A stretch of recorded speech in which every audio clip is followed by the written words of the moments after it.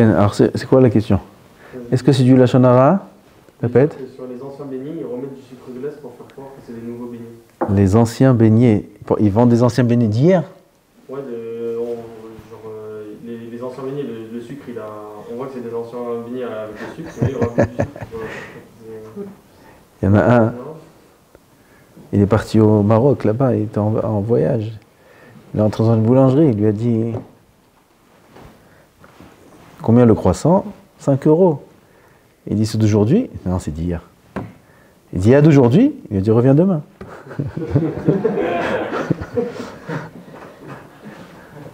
Ah, tu m'as rappelé ça.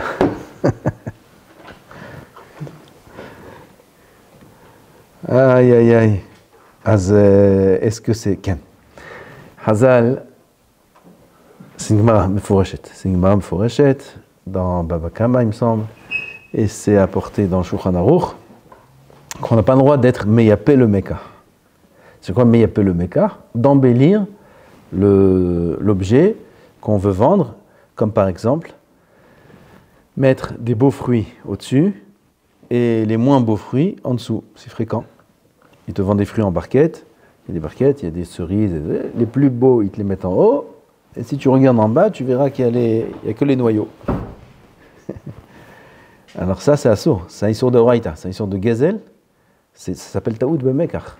Pareil, de là, on va apprendre quelqu'un qui va se cacher les défauts de l'objet aussi. Il a une voiture à vendre. Tout va bien, plus ou moins. Mais le carburateur, je ne connais pas les trucs, ça va pas, ça va pas, ça va pas. Et il cache. Il a par exemple nettoyé les pièces du moteur, il a fait tout briller pour pas qu'il fasse attention qu'il y ait un problème. Ça, c'est un issour de Horaïta. C'est un issour de faire croire à l'acheteur que le mékar est mieux que ce qu'il est réellement. Le mékar, c'est comment dire le mékar? Le produit. Le produit est mieux que ce qu'il est réellement. Et on n'a pas le droit de cacher aussi les... Bon, ça c'est encore une autre chose, mais on n'a pas le droit de cacher les défauts du produit qu'on a à vendre. On est obligé de les dévoiler. On est obligé de dire. C'est-à-dire, s'il a des fruits beaux et pas beaux, il est obligé de mettre les fruits pas beaux à côté des fruits beaux. Il n'est pas obligé de mettre tous les fruits pas beaux en haut et les fruits beaux en dessous. Ça, il n'est pas obligé. Il est obligé de montrer que sa barquette de fruits, elle comporte 2 sortes de fruits. Il y en a des beaux, il y en a des pas beaux. Pareil dans ce cas-là, s'il vend des beignets, et les beignets, au goût, on verra qu'ils sont vieux, ils sont d'hier, des choses comme ça. Et lui, il va mettre, comme tu dis, du sucre, il va saupoudrer du sucre dessus pour faire croire qu'il vient de sortir du four. S'il les réchauffe un peu, encore mieux. Alors, dans ce cas-là, c'est un issour gamo. Okay, c'est un issour. Et du coup, c'est du Lachon Hara de dire ça au vent ou... Ah non, la question c'était Lachon Hara, pas le issour de... Du Lachon Hara de dire quoi? De dire à quelqu'un, par exemple, que tu... Pas du tout. Pas du tout, c'est pas du Lachon Hara. On a le droit d'avertir la personne avant le mékar. Lui, il n'a pas le droit de croire. Par exemple, si on connaît le boulanger, on connaît, c'est quelqu'un qui fait pas ça d'habitude peut-être. Il est Yerushalayim ou quoi, il fait pas ça. Et on vient maintenant raconter, on sait que cet ami-là, il va acheter maintenant là-bas un beignet, ou peut-être qu'il compte acheter des beignets là-bas. Alors on a le droit d'aller lui dire, comme tu dis, sache, lui les beignets aujourd'hui, c'est pas ceux d'aujourd'hui, c'est ceux d'hier. Moi j'en ai acheté un, je me suis fait avoir. Si c'est sûr, oui, ce qu'il dit. Si c'est sûr. Parce que j'étais à Nehama hier, il y en a un là-bas, il a fait une histoire. Avant moi, il était dans l'accueil, il a fait une grande histoire là-bas. Quelle histoire? Il dit, quand il était pas soufgania et mort, tu sais, je viens mordre dans le beignet. Et tu sais, t'attends m'hacké la riba. T'attends la confiture. Je mords. J'arrive au bout du beignet, à l'autre côté de la planète. Il n'y a pas de confiture, t'as des bassins. Et le vendeur, il dit, ah bon, peut-être t'as pris un beignet sans confiture. Il a commencé à voir là-bas un pile-poule. Et il dit, ah, mazé, c'était quoi ces beignets? Pourquoi vous faites ça?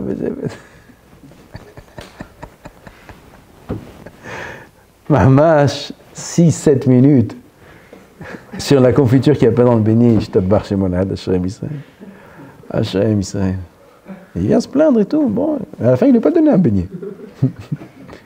Il dit un problème. Alors il a dit, dis à celui qui met la confiture, qu'il fasse attention, qu'il met bien la confiture dans les beignets. Il dit, ouais, je vais dire à la machine, parce que c'est une machine. Et comme ça, il parle. Maman, je suis une sikha de alcool panim. Ça s'appelle mekartaout, ça, un beignet, pas de confiture. Ok, ça s'appelle mekartaout, badaï. Une fois, j'étais chez Rav Eliashiv. Et ils lui ont posé la question, c'est fréquent, aujourd'hui un peu moins, mais c'était fréquent il y a quelques années, où on achète des pastèques en été, et parfois on tombe sur une pastèque, tu ouvres la pastèque, tout coule. Tout l'intérieur, c'est une pastèque liquide. Et il y en a un, il a demandé à Rav Eliashiv, il lui a demandé, est-ce que ça s'appelle mekartaout? Est-ce qu'on a le droit d'aller voir le vendeur et lui rendre la pastèque, ou se faire rembourser, ou changer de pastèque? Alors il a répondu à Rav Eliashiv que ça dépend de la metsiout. Ça veut dire si la metsiout, si le minhag et le benhag il est comme ça, bémet, que il te vend la pastèque, comme ils disent alasakin, avatiyah alasakin, ça n'existe plus ça aujourd'hui. Avant il y avait avec l'âne et la charrette qui passaient dans les rues. Je ne vous parle pas dans les années 1900, je vous parle il y a 25 ans. Il y avait l'âne avec la charrette qui passait dans les rues et il criait Avatiyah halasakin, Avatiyah halasakin. Tu descendais dans la rue et il te coupe la pastèque devant toi, il te donne un morceau de pastèque, tu goûtes, tu vois, elle est bonne et t'achètes. Aujourd'hui, ça n'existe plus, la charrette avec l'âne qui vend des pastèques dans la rue, mais le principe, il existe encore. Que quoi? Que quand il te vend une pastèque, alors il te vend une pastèque avec garantie. Comme ça, c'est en Israël. Avec garantie. Si elle n'est pas bonne, tu es en droit de venir et la changer parce qu'il s'engage que la pastèque, elle est très bonne, elle est très fermée. Si elle est ouverte, tu vois. Si elle est ouverte, mais il s'engage que la pastèque soit bonne. Alors, il a dit qu'on peut rendre. Pourquoi je te dis ça? Pour le beignet aussi, c'est pareil. J'ai acheté un beignet sans riba. S'il lui fait confiance qu'il n'y avait pas de riba, alors il peut lui donner un autre beignet, mais il ne lui a pas donné un autre beignet. Alors dans ce cas-là, on revient à ta question. Je raconte à la personne que le boulanger, il vend des beignets d'hier. Bonne question. C'est mouta ou c'est assour? Réponse, c'est mouta. Seulement la personne qui écoute ça, il n'a pas le droit d'y croire. Il a le droit de craindre. Parce que c'est du lachon hara. C'est quelque chose d'incorrect qu'il fait. Ça s'appelle motzi laz. Ce vendeur de boulangerie, ce boulanger-là qui vend de cette façon-là, il n'a pas le droit de faire ça. On ne peut pas vendre des mafim. Viennoiserie d'hier. On n'a pas le droit. On peut vendre des baguettes d'hier. C'est impossible ça.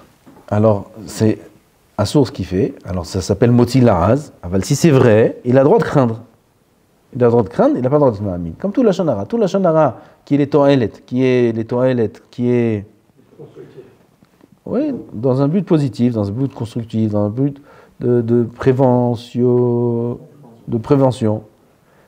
Alors, dans ce cas-là, on a le droit de le dire. Celui qui l'entend, il a le droit de l'entendre. Il n'a pas le droit d'y croire comme étant quelque chose de sûr, certifié. Il n'a pas d'être ma'amin, ça sort d'être ma'amin. Mais il a le droit de craindre. On lui dit, tu sais, celui-là, j'ai entendu que tu veux faire une affaire avec lui, tu veux t'associer. Moi, je te dis, c'est un voleur. Moi, je sais. J'étais avec lui, je sais, moi, je suis tombé dans le panneau, et c'est un voleur, ou c'est pas quelqu'un de droit, ou c'est un menteur. Fais attention, méfie-toi. Si c'est vrai, alors on a le droit de le raconter. Ça ne s'appelle pas du lachon hara, parce que je veux l'avertir de pas se faire avoir. C'est dangereux ce qu'il est en train de faire. Donc je le sauve. J'ai le droit de lui dire ça. Lui, je le sauve son argent. J'ai le droit de dire ça. Seulement lui, il n'a pas le droit de prendre ça comme quelque chose de vadaï, de sûr, de vrai. Il a le droit juste d'y craindre. Mais ça sourd d'être ma'amin tout lachon hara au monde. S'il croit, la Torah est sur qui? C'est que sur celui qui croit ou sur les deux? S'il y croit, ouais. Non, la Torah est sur celui qui croit. Parce que celui qui dit, il a le droit. Pour le meilleur des cas, à la tzadatov, je ne sais pas comment on dit, à la tzadatov, alors, pour faire au mieux, c'est bien qu'ils lui disent, regarde, ce que je te dis, tu n'as pas le droit d'y croire, mais tu as le droit de craindre. Il lui dit, mais fourrache, je te dis ça pour te prévenir, tu n'as pas le droit d'y croire, mais tu as le droit de craindre ce que je te dis. Dans ce cas-là, c'est bien. Tout la shonara, c'est comme ça. On n'a pas le droit de croire tout la shonara. Une femme elle raconte à son mari, tu sais pas ce qu'il a fait aujourd'hui, ton fils, qui lui sait que son fils à lui. Il a fait ça, il a tout cassé. Il a droit d'entendre, mais pas d'être ma'amin. C'est du Lachon Hara. Même sur son fils, on n'a pas le droit d'attendre du Lachon Hara. Qu'est-ce qu'elle est là? Depuis hier, elle est là, celle-là. Elle a dérangé le Rav, je l'ai maudit tout le chiot. Elle a dérangé le Rav. Hein? Elle s'est posée là. Yalla, tiqoun. Azma Amarnou, on a le droit de craindre, mais on n'a pas le droit d'y croire. C'est-à-dire le mari n'a pas le droit de croire comme étant quelque chose de sûr à 100% que son fils il a fait telle et telle chose. Parce que c'est du Lachon Hara. Elle a dit au mari pour qu'il s'occupe du chinour, qu'il fasse ce qu'il faut faire avec lui, qu'il lui donne une punition, qu'il lui parle, qu'il s'en occupe. Elle a le droit de lui dire. Mais le mari n'a pas le droit d'y croire. C'est Lachon Hara. Vraiment, hier, on avait parlé du même Torah. Ouais, attends, toujours dans Lachon Hara, tu veux demander? Ouais. Alors, juste on termine le sujet. Qu'est-ce qui transgresse Dieu qui décore les trucs et ils vont après? J'ai Gazel. C'est un homme qui est Gazel. Ouais. Gazel, c'est pas une avera? Si. Lot ignovu. C'est écrit dans la Torah ou c'est écrit dans la... Non, lot ignovu. C'est quoi lot ignovu? De pas voler. De pas voler. C'est du vol. Maintenant, il va récupérer de l'argent sur un beignet. Lui croit qu'il a acheté un beignet frais. Il se trompe.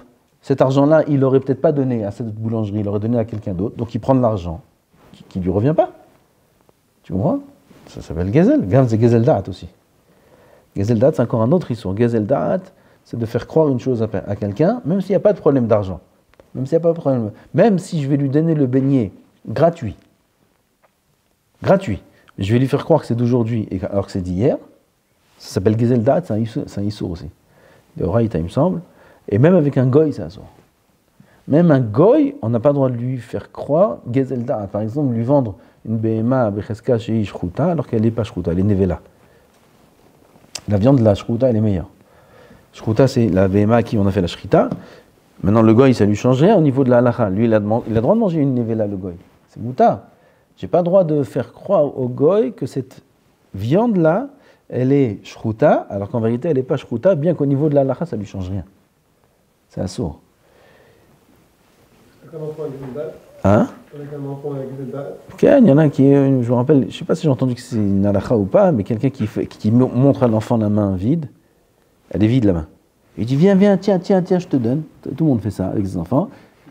Et il vient l'enfant, il croit qu'il y a quelque chose, il vient, et après il n'y a rien. Alors c'est Gazel Da'at, comme ça j'ai entendu une fois. L'œil d'A, si c'est halakha mamash, pas parce que c'est un enfant, l'œil d'A, j'ai entendu une fois que c'est Gazel Da'at ça aussi. Tout ce qu'on fait croire à quelqu'un qui est faux, ça s'appelle Gazel Da'at. Même faire croire à quelqu'un, la Gemara a dit, dans ma Masechet Choulin, plusieurs exemples. Quelqu'un, il sort en chemin pour aller rendre visite à un ami. En chemin, il voit son rave qui vient à sa rencontre. Et le rave, il croit qu'il est sorti pour accueillir le rave. Il n'est pas sorti pour accueillir le rave, il est parti voir son ami. Et le rave, il dit, oh, fallait pas te déranger, vézé. En lui, c'était... Non, avec plaisir. Un autre exemple, c'est Gazel Da'at. Faut dire, je peux venir pour. Il dit, Ken Mehilak. Non, il lui dit la vérité. Grave, dès que je serais sorti à votre rencontre, si je savais, je suis parti voir mon ami, mais je serais sorti à votre rencontre, si je... Il dit, il me fait le rave. Il n'a pas le droit de lui faire croire qu'il a fait quelque chose pour lui. Il ouvre un Chavit Yain. Avant, c'était Chavit Yain. Aujourd'hui, on parlait d'une bouteille de vin, par exemple. Il boit du vin tous les repas. Et là, il y a un ami qui vient. Et il vient de finir sa bouteille de vin qui était ouverte. Il prend une nouvelle bouteille, il l'ouvre. Il dit, tu as mon honneur, tu m'ouvres une bouteille, que ça me touche. Merci, tu ne devrais pas et tout ça. Et je dis, non, je n'ouvre pas pour toi. Parce que j'ai plus de vin. Elle est finie la bouteille ouverte. Alors s'il ne lui dit pas, il le laisse croire qu'il lui ouvre en son honneur, ça s'appelle Gazel Da'at. Encore un autre cas là-bas, il y a écrit, il sait... C'est lourd des fois de dire ça, c'est comme si... Il faut être lourd, il faut être vrai. Il faut être amiti, il faut être vrai, il faut être émet. Il ne faut pas laisser croire des choses qui ne sont pas vraies. S'il y aurait ouvert de toute façon pour lui, alors il n'a pas besoin de lui dire « je ne l'ai pas ouvert pour toi ». Mais si, oui. Pareil, il lui dit, il sait qu'il ne mange pas chez lui. Ou alors, il sait qu'il est invité pour Shabbat. Ça, c'est moi qui... ne mange pas chez lui, c'est l'exemple d'un Gemara. Moi, je dis un autre exemple. Il sait que, par exemple, il est invité pour Shabbat. Lui, il ne sait pas que je sais. Moi, je sais, mais lui, il ne sait pas. Et c'est l'occasion, justement, de l'inviter pour Shabbat quand tu n'as pas envie qu'il vienne chez toi Shabbat. Alors, tu viens le voir, tu lui dis, ah, alors, t'es où Shabbat? J'aimerais que tu viennes à la maison, viens à la maison sur Shabbat, tout ça. Et il sait qu'il ne peut pas venir. Alors, lui, il est touché qu'enfin, il l'a invité. Mais juste ce Shabbat-là, Satan, ce Shabbat, justement, je suis invité. C'est un issour de Horaïta.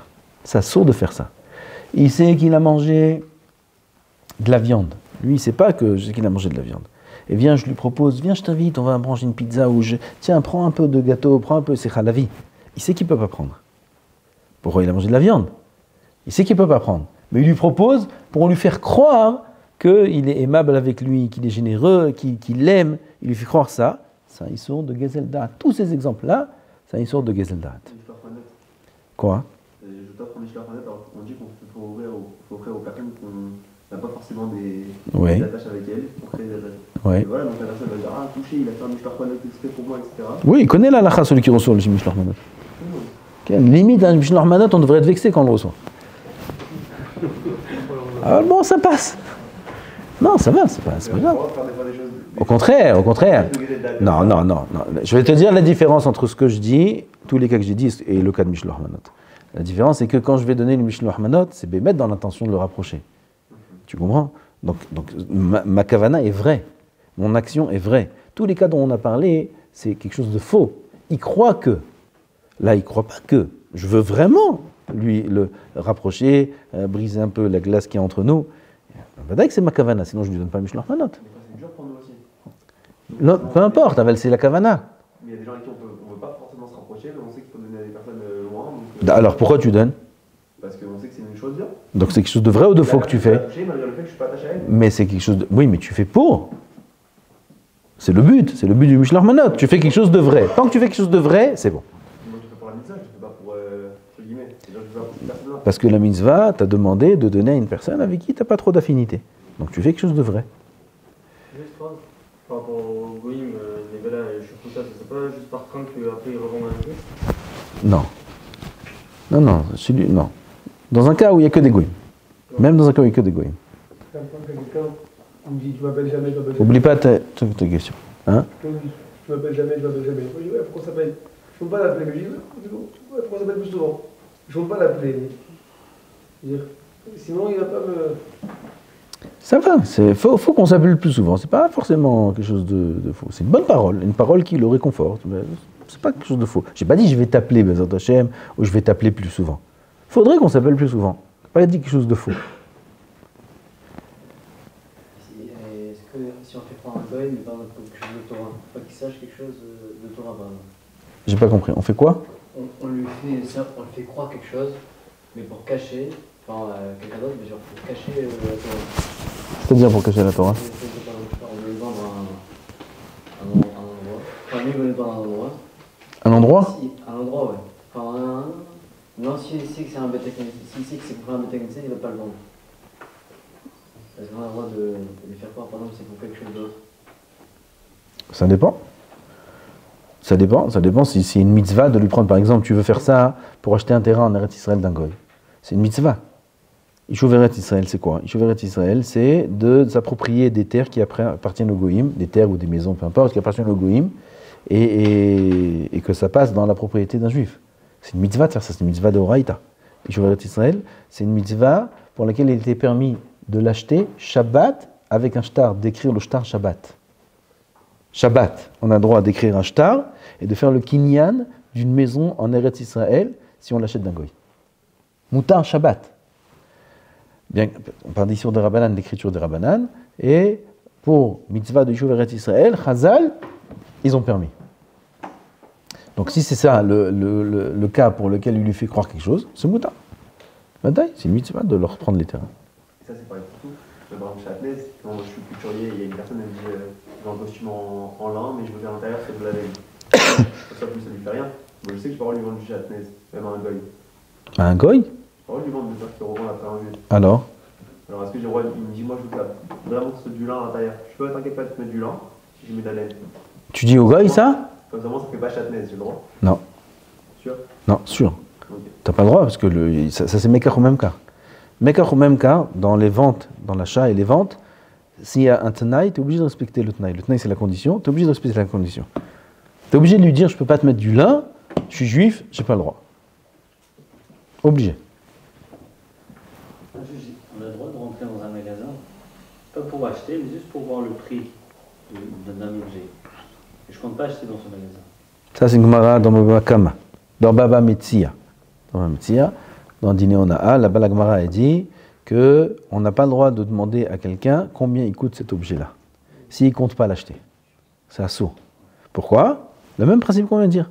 C'est Gezel Dat. Lui, il croit que tu viens acheter. Et en vérité, tu ne viens pas acheter. Oui. Moi, j'ai un hidouche. Quel est le hidouche? A priori, ça ne doit pas être mon hidouche, ça doit être écrit dans les poskim. Moi, je n'ai pas étudié cette souga. A priori, aujourd'hui, il y a une nouvelle notion de magasin qui s'appelle le shopping. C'est quoi shopping? C'est une sortie. Shopping. Les mahboul, qu'est-ce qu'ils font? Ils tournent dans les magasins. Ils tournent dans les magasins pour acheter ou pas pour acheter? Pas forcément. Pas forcément. Peut-être pas du tout même. Ils tournent. Il y a un centre commercial, Baruch Hashem, ils ont fait plein d'étages, il y a 500 magasins, et on regarde magasin par magasin. Voilà, comme ça on passe la journée. Heureusement qu'il y a des restaurants là-bas aussi, pour se faire une pause, et on va dans un magasin et on regarde. C'est ça shopping? Les gens ils font ça. Aujourd'hui, c'est devenu quelque chose de fréquent. Les gens ils rentrent dans les magasins pour se promener, c'est une sorte de sortie. Ils n'ont pas où aller, alors ils rentrent dans les magasins. Alors le vendeur, aujourd'hui, il est au courant que peut-être la majorité des gens qui vont rentrer dans le magasin, ils ne vont pas acheter. Alors peut-être qu'aujourd'hui, c'est différent. Hazal, il parle à l'époque où les gens étaient normaux. Et quand ils rentraient dans un magasin, c'est pour acheter. Oui, sinon, ils sont au Beth Midrash, ou sinon, ils sont au travail. Il n'y a personne qui tourne dans les magasins. Oui, je ne pense pas que les magasins de l'époque étaient aussi jolis, et elle est tournée là-bas. Il y a le cordonnier, il y a le boucher, il y a le menuisier, il y a l'orfèvrier, et c'est tout ce qu'il y a. Tu rentres là-bas, c'est pour acheter quelque chose. Oui, il n'y a rien à regarder, c'est sur commande, il n'y a rien à faire là-bas. Il n'y a pas de vitrine, il n'y a rien. Alors là-bas, tu rentres dans un magasin, tu demandes combien ça coûte. Qu'est-ce que tu veux faire là-bas? Tu veux acheter. Alors là, c'est clair que le vendeur, il pense que tu veux acheter puisque tu lui demandes combien ça coûte. Tu es un client, pas potentiel, réel, véritable, puisque tu rentres là-bas que pour acheter. Dans ce cas-là, ça saut. Alors aujourd'hui, je pense que c'est différent. Mais c'est un peu qui me parle de ça déjà. Qu'aujourd'hui, on ne rentre pas forcément pour acheter, et tout le monde rentre, et tout le monde dit toute la journée combien ça coûte. C'est pour ça qu'ils mettent les étiquettes aujourd'hui, pour que tu laisses tranquille le vendeur, sinon il n'en finit pas. Ouais, alors ils te mettent le prix sur tout. Maintenant, s'il n'y a pas le prix, tu demandes combien ça coûte. Oulaï, mais Midin Chassidout, il faudrait dire au vendeur, voilà, juste pour un renseignement, savoir quel est le prix de l'objet. Ça, c'est même dans une macolette. En général, le shopping, c'est plus dans les magasins d'habits, tout ça. Une macolette, le vendeur, il n'a aucun intérêt que tu achètes. C'est pas le balabait. C'est un vendeur, c'est un caissier.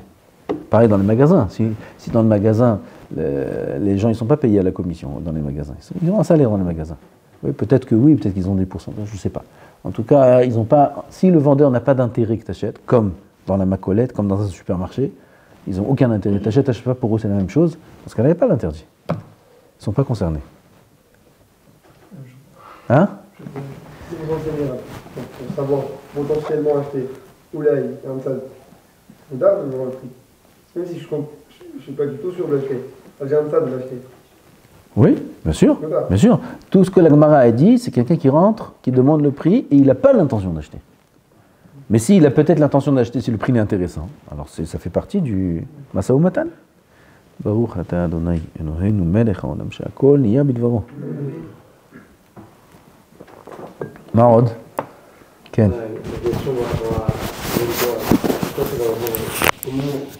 à quoi ça va ressembler le rentrement dans le Ben Torah? C'est quoi être un Ben Torah?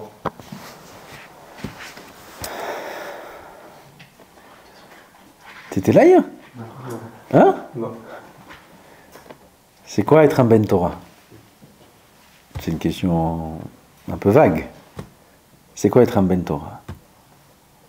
Aujourd'hui, on va parler aujourd'hui. Aujourd'hui, c'est quoi être un Ben Torah? Aujourd'hui, être un Ben Torah, c'est faire partie de ce qu'on appelle un Talmid Yeshiva, un Bahou Yeshiva. Un Bahou Yeshiva aujourd'hui, il s'appelle un Ben Torah. tout celui qui est Avrer, qui est Bahon, il est censé s'appeler Ben Torah. Ben Torah, c'est le fils de la Torah. C'est celui qui va représenter la Torah, c'est celui qui va diffuser la Torah, celui qui va apprendre la Torah. Ça, c'est le fils de la Torah, Ben Torah. Et Ben Torah, ça implique une tenue, un comportement, ça implique Mode de vie. un mode de vie, comportement. Quand je dis comportement, ça inclut tout.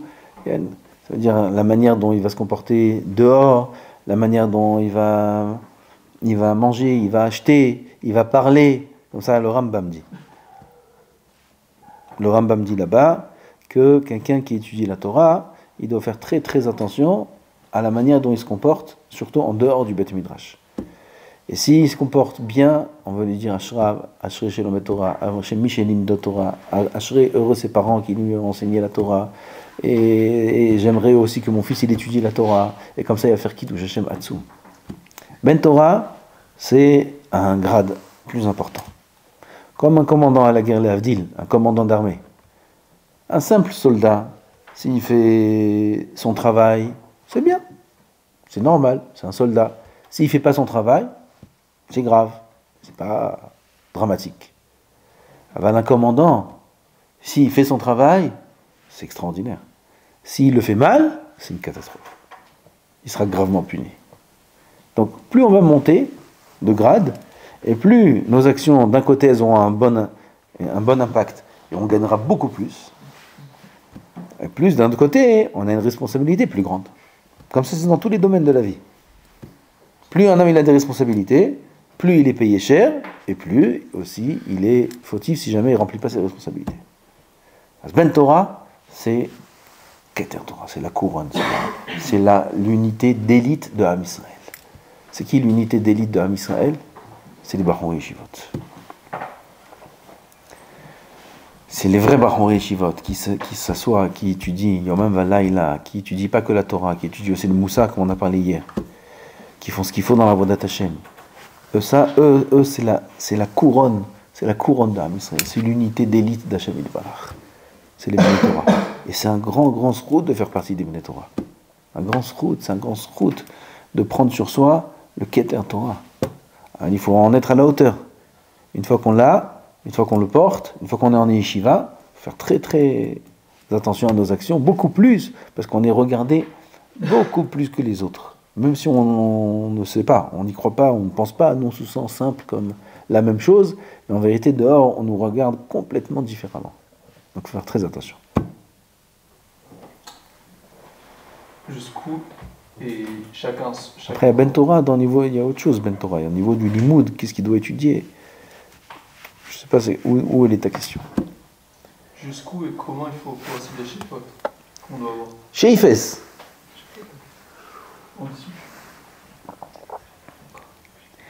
Les Baalei Moussar, ils disent, la question est, jusqu'à où il faut aspirer? La réponse est simple. Si tu aspires d'être un commandant, tu seras un bon soldat. Peut-être. Si tu aspires très très haut, Zrat Hashem, tu as une chance d'être quelque chose. Si tu aspires à être quelque chose, il n'y a pas beaucoup de chance que tu le sois. Il faut aspirer au plus haut possible. Et c'est pour ça que les histoires des tzadikim, c'est très important de les lire. C'est Maaseh Merkava, comme ça c'est écrit dans le Midrash, que les Haggadot et les histoires sur les tzadikim, c'est Maaseh Merkava, c'est très très important de les étudier. Très important d'étudier les histoires des tzadikim, les comportements des tzadikim, pour avoir des shiifot, pour savoir. Tu lis un livre sur le Rav Eliashiv, demain tu dis, je suis Rav Eliashiv, ça y est. Laissez-moi quelques années, vous allez voir. Je me dis, je suis pas là. Ah, ça dépend. Ça dépend quel livre, ça dépend comment il écrit le livre. Rav, souvent il nous disait que les livres des tzadikim, leur grand défaut, c'est qu'ils écrivent là-bas que la réussite. Et ils n'écrivent pas les épreuves qu'il a eues, la chute qu'il a eue, les difficultés qu'il a eues. Ils n'écrivent pas ça dans le livre. Il faut savoir que le tzaddik, il est passé par beaucoup de difficultés qui sont terribles pour arriver à ce qu'il arrivait. Des épreuves très dures, des échecs, beaucoup d'échecs. Beaucoup d'échecs où là, il croit qu'il n'y a plus de chance et que c'est impossible, et quand même il s'est repris, et il a continué. Il n'y a pas un tzaddik qui est arrivé à un niveau quelconque sans surmonter des échecs. Ça n'existe pas, ça. Il n'y a personne pour qui le chemin est... On a parlé de Moshe Rabbeinu hier. Moshe Rabbeinu, il était rempli de midot très très durs. Il a dû travailler très dur sur lui-même. Il a dû avoir des échecs lui-même. Et la Torah nous dévoile quelques endroits où Moshe Rabbeinu lui-même n'a pas agi comme Akadosh Baruch Hu attendait de lui qu'il agisse. Il y a des échecs, il y a des chutes. Moshe Rabbeinu n'a pas fait Yehush. Quand il a oublié la Torah, on lui a posé une halakha. Il lui a dit, il a dit à Moshe Rabbeinu, il a avoué Shacharti. Il n'a pas eu honte de dire je ne savais pas.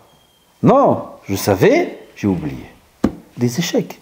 On voit dans la Torah même des échecs de plus grands personnages qu'il y a dans la Torah. Les plus grands du monde. Avraham, Yitzhak et Yaakov, on voit là-bas des choses qui sont dures à leur sujet. Donc on voit que pour grandir, il faut passer par des épreuves très dures. Yaakov Avinu. Israël. Yaakov, c'est Israël, le père de tout homme Israël. Sa vie, c'est une vie de Sipurei Tzadikim avec la réussite. Non, qu'est-ce qu'elle nous écrit la Torah? Elle nous écrit la Gadlut de Yaakov. Toute la Torah, elle nous écrit quoi sur les Avot HaKadoshim? Que leurs difficultés, que leurs épreuves. Toute la Torah, elle est que leurs épreuves. Asara, Nisyonot, Nitnasa, Avam. Tu m'écris un livre sur Avraham Avinu. Dis-moi qui était notre patriarche. Avraham, c'était la perfection, c'était la perfection par excellence. C'était Avraham Avinu, quel tzaddik, quel Oved Hashem. Écris-moi ça dans la Torah. Non, il n'y a pas écrit ça dans la Torah. Tout ce qu'il y a sur Avraham, c'est ses épreuves. Tout, c'est ses épreuves. Alors qu'il y a Sarah qui est morte, et il y a la famine, et il y a ça, et on lui prend sa femme, et on lui prend ci, c'est ça que tu as à me raconter sur Avraham Avinu. Raconte-moi une belle histoire de tzaddik, une belle histoire de tzaddikim, un beau... La Torah, c'est pas une histoire. La Torah, c'est un apprentissage. On nous apprend comment on devient Avraham. Yitzhak, pareil.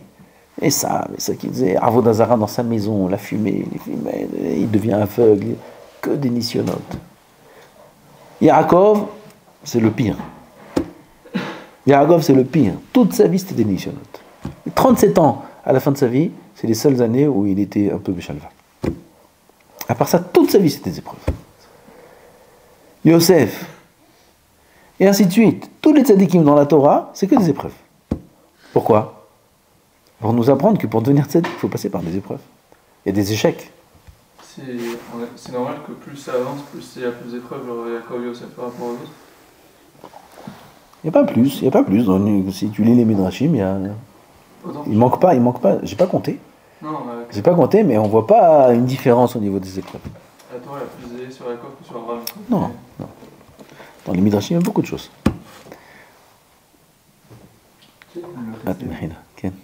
Le chesed. Chesed. Ouais. On a le droit de faire chesed. Et qu'est-ce qui s'appelle chesed? Comment on doit faire chesed? Chesed. Qu'est-ce qui s'appelle chesed en réalité? Tzedaka, c'est chesed. Tzedaka, c'est chesed. Dans la tzedaka, il y a deux niveaux de chesed. Il y a la tzedaka même, et il y a le bienfait qu'on va apporter avec la tzedaka. Par exemple, il y a écrit dans la tzedaka que celui qui donne la tzedaka, il est mitbarer beshesh brachot. Celui qui m'a faïso, mitbarer be teisha, esa brachot, je ne me rappelle pas. Plus de brachot. C'est quoi mefaïso? C'est-à-dire, il va lui donner la tzedaka, mais il ne va pas seulement lui donner la tzedaka. Il va lui dire, t'inquiète pas, tiens bon, je vais t'aider, tout ce que je peux t'aider, et Akadosh Baruch Hu, il va aussi t'aider, et à ce que tu fais, tiens, il lui donne des paroles, il le réconforte. Celui-là, il mitbarer dans presque le double de brachot. Presque le double. Arba, Sheva, je ne me rappelle pas des chiffres. Avec le double, on voit que la partie qui est presque principale de la tzedaka, c'est le pious. Le pious. Donc, c'est quoi pious? C'est le réconfort qu'on va donner à la personne avec la parole. Ça veut dire, je vais donner beaucoup d'argent, et à côté, je vais dire un mot réconfortant. Ça a presque la même valeur, les deux. Presque la même valeur. Donc, on voit que Akadosh Baruch Hu nous demande que le but du chesed, c'est de réconforter son prochain. De faire du bien autour de soi, d'être agréable, de faire en sorte que ceux qui sont autour de nous, ils se sentent à l'aise, ils se sentent bien. Ça, c'est le plus grand C'est pas le plus grand, c'est le but du chesed. C'est-à-dire, même quand on va donner la tzedaka, c'est pour faire du bien à l'homme. Et en général, avec la parole, on peut atteindre encore plus le but. Comme quelqu'un qui va faire kiboud avaem, il va donner à manger à ses parents des agalim, des choses mefoutam, des plats qui sont des plats très très très bons, et au Guéhenam. Et il y en a un autre, il va faire travailler son père au moulin, et il va au Gan Eden. Comment c'est possible? Un, il va apporter à son père un plateau avec des plats les meilleurs du monde. Et il va au Guéhenam. Et l'autre, il va faire travailler son père comme un esclave, et il va au Gan Eden. Comment c'est possible?